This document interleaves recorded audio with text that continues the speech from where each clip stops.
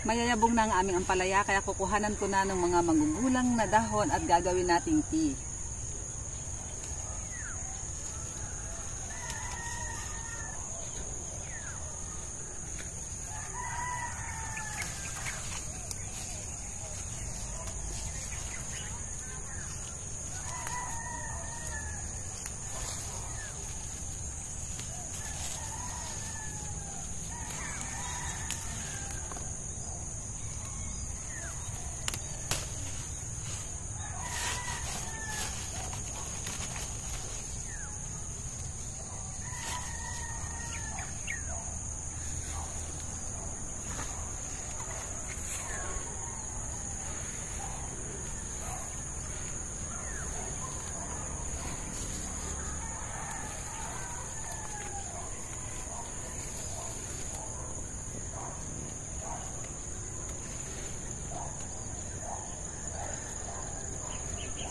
Maraming salamat po sa lahat ng taga-subaybay namin sa Natural Wellness at sa aking vlog na ito na Ka-Natural ni Pastor Vito.